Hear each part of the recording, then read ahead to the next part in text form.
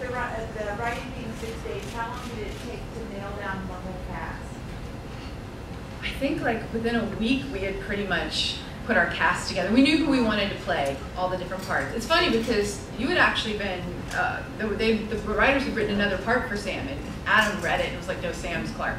There's nobody else that can do this. And we knew Jonathan Woodward from working on Buffy with him, Adam and I, and we were like, we gotta have him. He never gets to play the leading man, and he's so funny. He's like Bill Murray. We showed Jordan. Yeah, he has this very early Bill Murray-esque sort of quality. But we showed Jordan Kessler, the executive producer, this weird YouTube video of Jonathan. It's called Coxby Dacker, and basically it's Jonathan sitting in his underwear with like those old school like sock up holder things on, and he's playing the ukulele and he's singing, and we're like, this is your star. Isn't he Bill Murray-esque? And Jordan's like, okay. But after we cut the film together, he's like, you were right, Amber. He is very Bill Murray-esque. Let that be a lesson to you. If you have any YouTube videos of you in your underwear, you too could have a film at the Florida Film. Yep. The first clue that this was anything more than just office nonsense was the supply room special effects. Talk about that scene. Well, it was actually, the first scene we shot? That was the very first scene on the first day, yeah. Wow. And the monitor went out.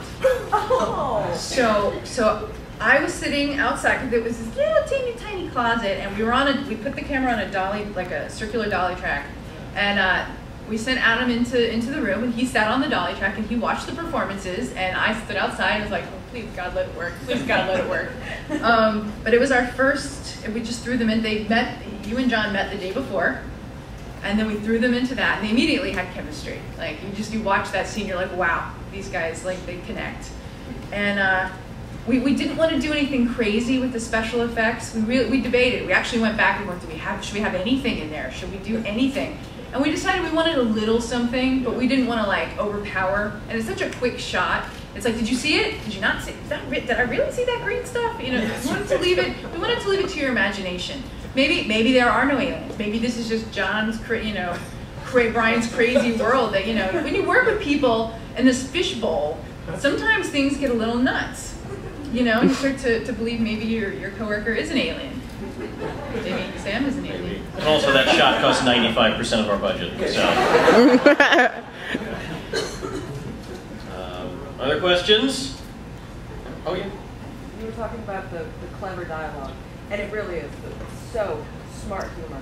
But I can't imagine that all these background drones, and they're all so serious, and all this hilarious stuff is going on.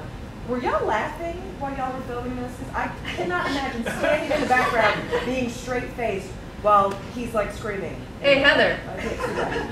It was really hard to gain your composure. Being an actress, even when you do these things, but after they were done, it was cut.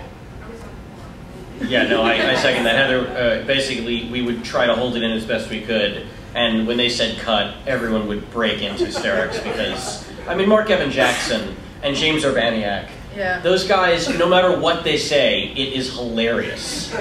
And Jackson, people often ask, who played Ian, in the movie, people always ask, how much of the movie was improvised. And the truth is, none of it, except for Mark Evan Jackson. Because the wonderful thing about Mark Evan Jackson is, he's the kind of guy who sees a line and goes, it's not enough dialogue for me, I'm going to add some more. And does. And it's always fantastic. My favorite moment of his in the movie is when he's sitting at his desk doing that crossword puzzle and the phone rings. And he glances up at the phone, and then he glances back, and it rings again, and then he finally answers it. Now, when we're shooting, there's no ringing phone. He knows in his head they're going to add this in post, so he does a little glance and then the glance away. And that's the kind of brilliance that he brings to something like this. So we love the Mark Evan Jackson. Do you want to? Oh. Yeah. All right. What are you guys' plans for the future? Disney World. Yeah, we're going to go to Disney World. It's going to be great. Please, we need your money. And, thrillingadventurehour.com is a wonderful website where you can learn all about the show that we do out in Los Angeles. We did it once on the web, and it will soon be available in podcast form. If you are at all interested in hearing it, it's a fantastic experience, and I recommend you all look into it.